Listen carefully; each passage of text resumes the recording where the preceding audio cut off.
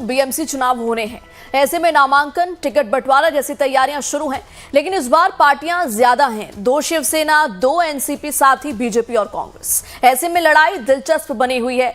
Dadar ward 178 में शिवसेना का कब्जा रहा है, लेकिन इस बार वहां शिवसेना बनाम शिवसेना मुकाबला होने की उम्मीद है। ऐसे में लाइव टाइम्स ने भी जाना कि वहां की जनता क्या सोचती है, मुद्दे क्या हैं, साथ ही किस शिवसेना का पलड़ा भारी है और क्या ठाकरे ब्रदर्स भारी पड़ेंगे। जनता ने काफी दिलचस्प जवाब दिए, आपको भी सुनाते हैं।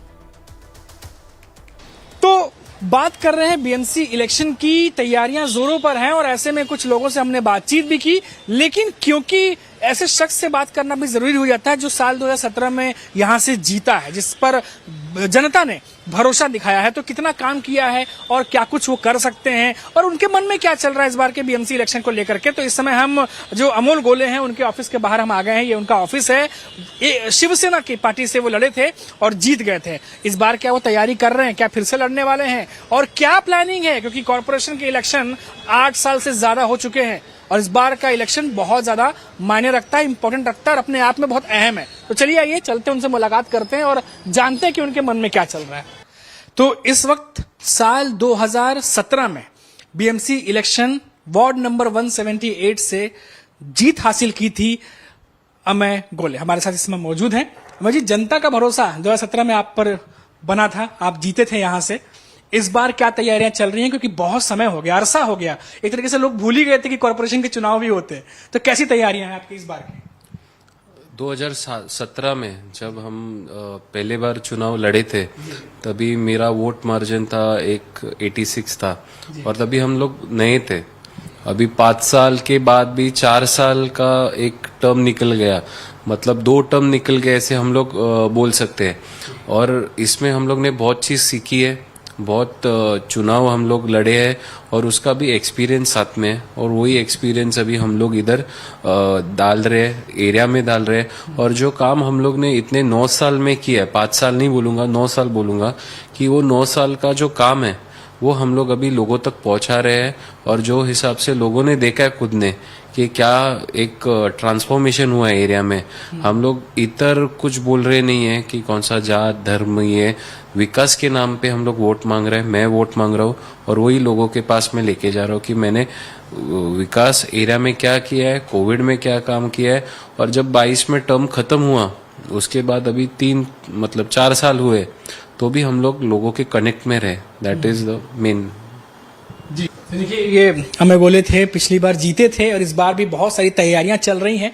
बहुत दिलचस्प मुकाबला है मुंबई में इस बार बीएमसी चुनाव को लेकर के। बहुत दिलचस्प राजनीति और सियासत बनी हुई है, जनता की नजर भी है और उनके मन में तो यही है कि भाई हमारे लिए जो काम करेगा वो उसको वो जिताएंगे। अब देखना होगा कि इस बार के बीएमसी इलेक्शन में रिजल्ट्स क्या होंगे, क्योंकि उम्मीदवार भी पूरी जोर शोर से पूरी ताकत लगा रहे हैं। अभी आपने देखा कि कौन कौन से ऐसे काम है जिस पर इस बार जो है यहाँ के कॉर्पोरेटर जो है वो फोकस कर रहे हैं। तो क्या मन में है क्या नहीं है, सब कुछ 16 जनवरी को ऐसे क्लियर हो जाएगा। लगातार आपको हम मुंबई से ग्राउंड जीरो की रिपोर्ट दिखाते रहेंगे कि ग्राउंड लेवल पर जनता क्या देख रही है, जो यहाँ के नेता है वो क्या सोच रहे हैं और क्या कुछ चल रहा है। कैमरामैन जितेश के साथ मनीष कुमार सिंह, लाइव टाइम्स। 15 जनवरी को मुंबई में बीएमसी के चुनाव होने वाले हैं, कॉर्पोरेशन के चुनाव।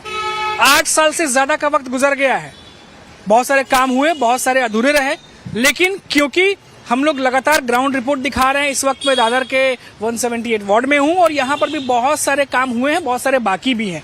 आज यहाँ के लोगों से बातचीत करेंगे और जानने की कोशिश करेंगे कि हकीकत में जमीनी लेवल पर क्या बातें सच है और क्या बातें झूठ। सर, आपका नाम बताइए।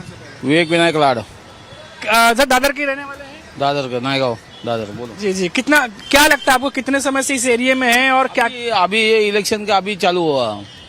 अभी इसके पहले तो काम इतना स्लो था और इतना ट्रैफिक का समस्या इतना कि आरटीओ से परमिशन दे रहे गवर्नमेंट और 1500 फाइन मार रहे हैं। कौन सा हिसाब है?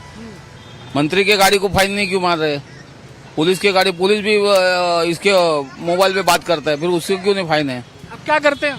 हम लोग टेम्पो है मेरा खुद का। अच्छा। हाँ, तो आप इस एरिया में तो बहुत चलाते होंगे टेम्पो? हाँ, चलाता है। तो सिग्नल वगैरह पर जाते हैं तो रोड कैसे दिखते हैं इधर? रोड के अभी तो चालू हुआ काम। इसके पहला तो इतना ये है कि मैं तो बोलता हूँ हुकुमशाही होना मांगता है। ये सब मंत्री जाना मांगता है, घर पे बैठना मांगता है, ये तो मेरा काम है।